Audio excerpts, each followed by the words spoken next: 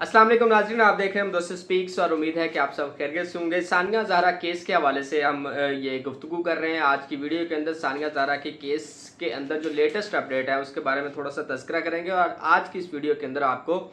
जो 2 अगस्त को होने वाली अदालती कार्रवाई थी उसके हवाले से आपको गाइड करेंगे कि उसके अंदर क्या हुआ। मुलजमान जो है उनकी ज़मानतें जो हैं वो क्यों नहीं खारिज हो सकी और इसके अलावा जो मरकज़ी मुलज़म है इस केस के अंदर अली रज़ा उसके वकला ने किस तरह से जो है वो कह लें कि चालाकी के साथ इस केस के अंदर जो है अपनी पार्टिसिपेशन दी और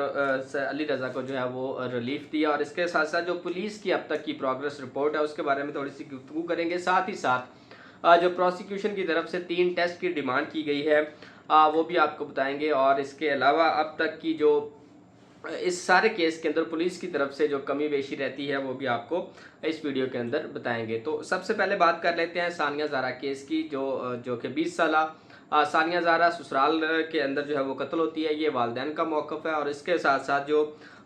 ससुराल वालों का मौक़िफ़ है वो ये कहते हैं कि लड़की ने खुदकुशी की है। केस जो है वो इस वक्त अदालत के अंदर है। जो मरकज़ी मुलज़म है इस केस का अली रज़ा, वो 420 केस के अंदर जो है वो जेल के अंदर है, जबकि उसके ऊपर जो 302 की दफ़ा लगी थी, कत्ल की जो दफ़ा थी उसके अंदर वो ज़मानत पर है। इसमें जो कत्ल के अंदर दीगर नामज़द मुलज़मान है उसमें अली रज़ा के वालिदैन हैं, उसकी बहन है और उसकी बीवी और साथ ही साथ उसका भाई भी इस केस के अंदर नामज़द है, जो कि अभी तक बुरी ज़मानतों के ऊपर है और उनको गिरफ़्तार नहीं किया जा सका। इस हेयरिंग के अंदर उनकी जो कंफर्मेशन होनी थी कि वो इस केस के अंदर आया कि उनकी जो ज़मानत है वो ख़ारिज होती है या नहीं होती। तो इसके बारे में जो पुलिस की तरफ से जो चालान पेश किया गया उसके अंदर बहुत सारी चीज़ें अभी नामुकम्मल थी, वो इन्वेस्टिगेशन करना चाहते थे। उन्होंने दीगर जो मुलज़मान हैं उनको भी इन्वेस्टिगेट करना था, लिहाजा उन्होंने अदालत से ये रिक्वेस्ट की कि उन्हें जो है वो मज़ीद टाइम दिया जाए ताकि वो इसको अच्छे तरीके से इन्वेस्टिगेट करके प्रोग्रेस रिपोर्ट जो है वो अपनी अदालत के अंदर पेश करें। पुलिस की जानब से जो हीले बहाने और रवायती जो तरीक़ाकार था उसी के ऊपर ही इसको तफ्तीश किया जा रहा है और उसमें किसी भी तरह से इस केस को निपटाने के हवाले से कोई भी एफर्ट नज़र नहीं आ रही है। वो हीले बहाने और दूसरी मुलज़म को जो अभी तक का मुबैना उनके ऊपर कत्ल का इल्ज़ाम है उसको रिलीफ देने की कोशिश की जा रही है। खैर इसके अलावा जब ये प्रोसिक्यूशन की तरफ से ये कोशिश थी कि इनकी ज़मानतें जो है वो खारिज हों और मुलज़म जो अली रज़ा है उसकी 302 के अंदर इन्वेस्टिगेशन स्टार्ट हो और उसको रिमांड पर लिया जाए और इससे जो चीज़ें हैं वो रिकवर की जाए और इसके बारे में, कत्ल के बारे में उसको इन्वेस्टिगेट किया जाए। बहरहाल जो अली रज़ा के वकला हैं उन्होंने 420 केस की जो उनके ऊपर वो एक ज़मानत थी वो उठा ली। उन्होंने वो अपना केस जो है वो वापस ले लिया कि हम इसको विड्रॉ करते हैं, हमें जो है इसके ऊपर ज़मानत नहीं चाहिए, जिस पर के अदालत ने इस केस को निपटा दिया। क्योंकि अली रज़ा जो है वो ऑलरेडी जेल के अंदर है तो ये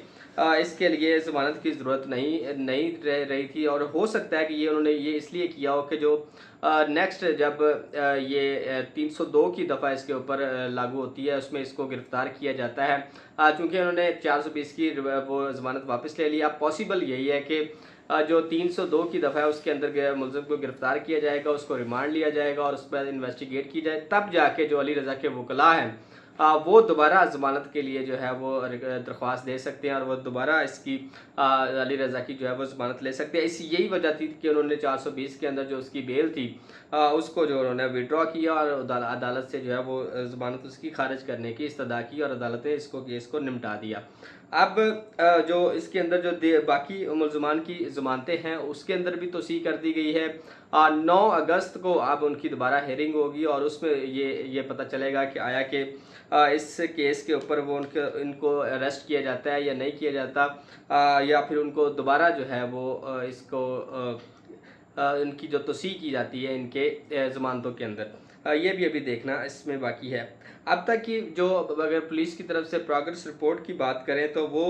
कुछ उस तरह से एक्टिव नहीं थी, कुछ उस तरह से मुकम्मल नहीं थी, बहुत सारी उसके अंदर चीज़ें मिस थी जो कि इन्होंने इन्वेस्टिगेट करनी थी। अब जब दोबारा से इसके ऊपर अली रज़ा के ऊपर 302 की दफ़ा लगती है और उसको गिरफ़्तार करेंगे तो पुलिस जो है उसको दोबारा 14 दिन के लिए रिमांड पे ले सकती है और उस पर वो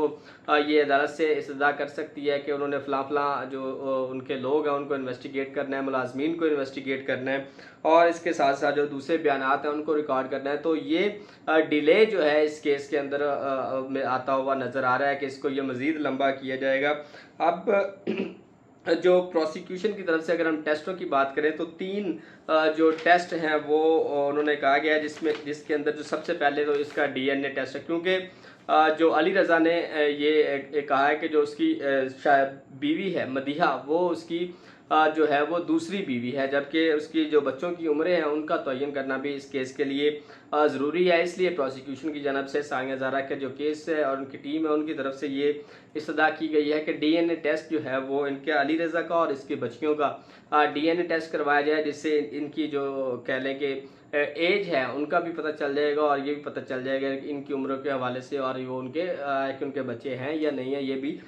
उसमें से पता चल जाएगा। इसके अलावा जो दूसरा केस यानी कि टेस्ट की उन्होंने इस्तदा की है करवाने का, वो है ओसिफिकेशन का, जिसके अंदर आपको मालूम होगा कि ओसिफिकेशन टेस्ट के अंदर हड्डियों के नमूने जो है वो एक्सरे के ज़रिए और दीगर जो मशीनरी होती है उनके ज़रिए हड्डियों का स्ट्रक्चर भी लिया जाता है और उनसे भी उनकी जो एज है बच्चों की उनका तयन किया जाता है। तो ओसिफिकेशन टेस्ट के लिए भी इस्तदा की गई है। साथ ही साथ मुल्ज़मान का जो है वो पॉलीग्राफी टेस्ट भी उन्होंने कहा है कि प्रोसिक्यूशन की जानब से ये कहा गया कि पॉलीग्राफी टेस्ट जिसमें ये पता चलता है कि आया कि जो मुल्ज़िम हैं उनको एक मशीनरी के थ्रू और उनके जो झूठ और सच बोलने की जो एक होती है, जिसमें हार्ट बीट और दीगर जो भी इनका प्रोसेस होता है उसको चेक किया जाता है और मुल्ज़मान से सवालात किए जाते हैं।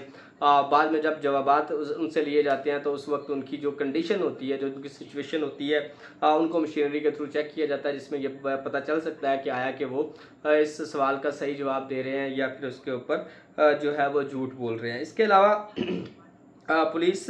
को जो है वो 7 दिन का अब टाइम मिला है इस केस के अंदर उसको अपडेट करने के लिए, अपनी तमाम तर इस पर जितना कुछ भी रिक्वायर्ड है उसको हासिल करने के लिए अदालत की तरफ से ये सख्त रिमार्क्स दिए गए हैं कि आप इन 7 दिनों के अंदर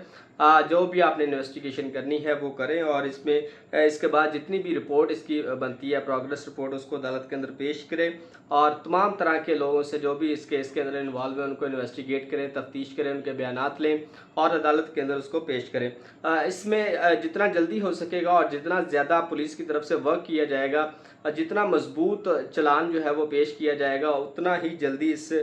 मुकदमे को जो है वो आगे बढ़ने के लिए इसको थोड़ी सी कह लें कि आसानी होगी और जितना जल्दी ये केस के अंदर इस चलान को पेश किया जाएगा उतना ही जल्दी पॉसिबल है कि सानिया ज़हरा के केस के अंदर जो भी सच झूठ है उसको बाहर लाया जा सकेगा और कौम जो कि इस वक्त इस इंतज़ार में है अदालत की तरफ से और जो भी हमारे अदारे इसके ऊपर वर्क कर रहे हैं कि वो किस नेक नीयती के साथ इस केस को लेकर चलती है, लेकिन बज़ाहिर जो है वो जो मरकज़ी मुल्ज़िम है उनकी जो टीम है वो इस वक्त हावी दिखाई दे रही है और दूसरी जो टीम है वो इस वक्त शदीद मुश्किलात का शिकार है। बहरहाल देखना ये है कि 9 अगस्त के अंदर सानिया ज़हरा केस के अंदर क्या अपडेट आती है।